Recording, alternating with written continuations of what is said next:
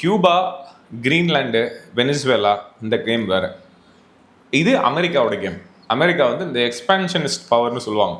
நமக்கு வந்து என்கிட்ட எல்லா பவரும் இருக்குது, அதிகாரமும் இருக்குது. மன்னர்கள் என்ன பண்ணாங்க, எந்த மன்னரை வந்து நம்ம கிரேட்டுன்னு சொல்லியிருக்கோம்? அலெக்சாண்டர் சொல்லியிருக்கோம், மங்கோலியாவோட ஜெங்கிஸ்கானை சொல்லியிருக்கோம். இவங்களெல்லாம் ஏன் சொல்லுவோம்னா பெரிய டெரிட்டரி ஆண்டவங்க. இந்த ரோமன் எம்பையர்னா ஏன்னா இதுதான் வந்து எம்பையரோட டெஃபினிஷன். அரசியலுங்கிறது டெமோக்ராட்டிக்காக அதே அரசாங்க டைப் தான். அதனால தான் நம்ம வந்து இன்னமும் வந்து இந்த லீடர்ஸ் எல்லாம் அரசர் மாதிரி பார்த்துக்கிட்டு இருக்கோம். அதுதான் பெரிய தப்பு. ஏன்னா அது அந்த ஃபர்ஸ்ட் கடவுள் டெம்ப்ளேட். யார் உலகத்திலேயே அதிக மதம் வச்சிருக்கா? இப்படிதான் கிறிஸ்டியானிட்டி ஊர் பூரா பரப்புனாங்க போய்.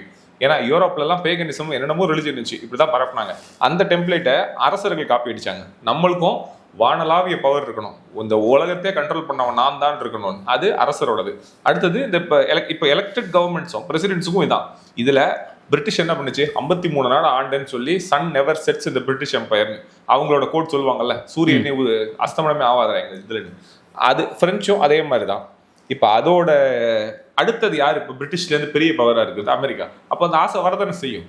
இதெல்லாம் அந்த இடத்துலேருந்து வர்றது. ஸோ அதுலேருந்து தான் நீங்கள் கியூபா, டென்மார்க் எனக்கு வேணும், கிரீன்லாண்ட் எனக்கு வேணும், இதெல்லாம் வெனிசுவேலா வேணுங்கிறது. அதே மாதிரி சவுத் அமெரிக்காவில் இருக்கிற பழைய ஏழை நாடுகள் எல்லாத்தையுமே வந்து ஏன் நம்ம கூட இருந்துங்களேன் அப்படி இப்படின்னு சொல்லிட்டு இருக்குது. கனடா என் கூட இருக்கணும், 51வது ஸ்டேட்டாக கனடா இருக்கணும்னு சொல்றது. அது அந்த அரசர் கடவுள் அந்த புத்தி.